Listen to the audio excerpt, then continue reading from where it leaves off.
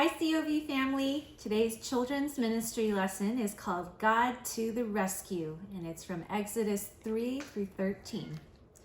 Joseph and his brothers grew old and died, but their children's children stayed on in Egypt, where they became a very large family. Later on, a new king began to rule, but this Pharaoh didn't remember Joseph, and he didn't like God's people. He made them into his slaves and beat them and made them work harder and harder. God's people cried out to God to rescue them, and God heard them. He remembered his promise to Abraham. He would look after his people. He would find a way to set them free. One day, Moses was looking after sheep when something caught his eye. A bush was behaving very oddly. It was flickering with flames, but its leaves weren't burning up. He took a closer look. "Moses!" boomed a big voice. Moses leapt back. The bush was talking to him. "I have heard my people's cries," God said. "I have seen their tears, so I have come down to rescue them. Go to Pharaoh and tell him to let my people go free." Moses was afraid, but God said, "I will be with you." So Moses went to Pharaoh. "Pharaoh," Moses began, "God says." "God?" said Pharaoh. "Never heard of him." Moses kept going. "God says, let his people go free." "Why should I?" Pharaoh said. "Don't want to." "Won't." So he didn't. So God gave Pharaoh 10 warnings called plagues. First, God turned the Nile River into blood. No one could drink the water, but still Pharaoh would not let them go. So God made frogs come hopping and leaping and jumping, in your bed frogs, in your hair frogs, in your soup frogs, all over everywhere frogs. "Make them go away," Pharaoh screamed. "Then your people can go." So God took away the frogs. But Pharaoh changed his mind. "You can't go," he said. Then God sent zillions of gnats. But still Pharaoh said, "No." Then God sent swarms of flies, flies buzzing in your eyes flies. After that, sickness and horrible boils and huge hailstones and a storm of locusts, then darkness when it should have been day, until it seemed that the whole world, creation and everything, was coming undone, falling back into darkness and emptiness and nothingness. But each time Pharaoh said, "Make it stop, and then I'll let them go." And each time, when God made it stop, Pharaoh changed his mind and said, "Actually, no, you can't go." Finally, Moses warned Pharaoh, "Obey God, or he will have to send the worst thing of all." Pharaoh just laughed. So God said, "The oldest boy in each family of Egypt must die, but my people will be safe."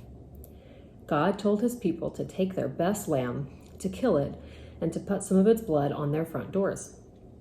"When God passes over your house," Moses explained, "God will see the blood and know that the lamb died instead of you." That night, it was just as God had said. Suddenly, piercing the darkness, echoing down the corridors of the palace, came a blood-curdling scream. Pharaoh's oldest son had just died. At last, Pharaoh did what God said. "Get out!" Pharaoh shouted. "Just go!" And so that very night, Moses and God's people fled out of Egypt and out of slavery. They were free at last. God's people would always remember this great rescue and call it Passover. But an even greater rescue was coming. Many years later, God was going to do it again. He was going to come down once more to rescue his people. But this time, God was going to set them free forever and ever. This week's Bible verse comes from Exodus. This is what it says. "Then you will know that I am the Lord your God, who brought you out from under the yoke of the Egyptians." Exodus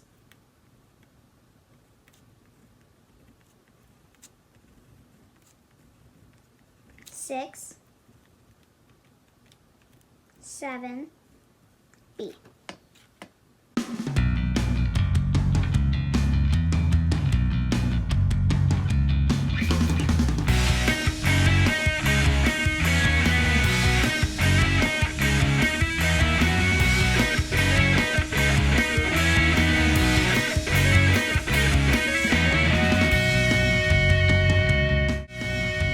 day, Moses was looking after sheep when something caught his eye.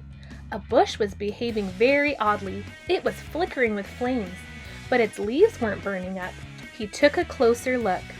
"Do not come any closer," God said. "Take off your sandals, for the place where you are standing is holy ground."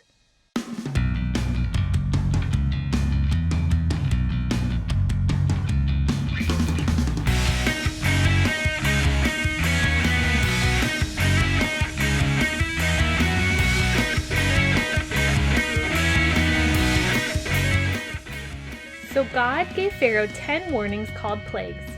First, God turned the river Nile into blood. No one could drink the water, but still Pharaoh would not let them go. For the fourth plague, God sent swarms of flies, flies buzzing in your eyes, flies, but still Pharaoh said no. The eighth plague was a storm of locusts, but still Pharaoh said no. Finally, Moses warned Pharaoh, "Obey God, or he will have to send the worst thing of all." That night, Pharaoh's oldest son died. At last, Pharaoh did what God said.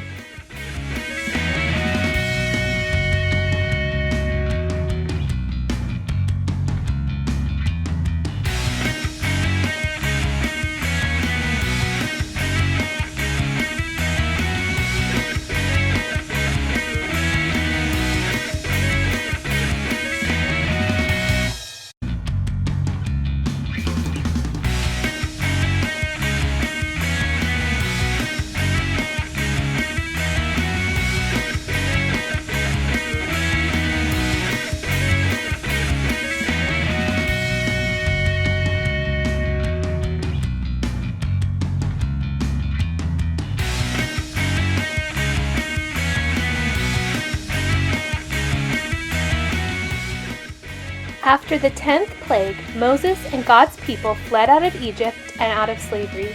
They were free at last.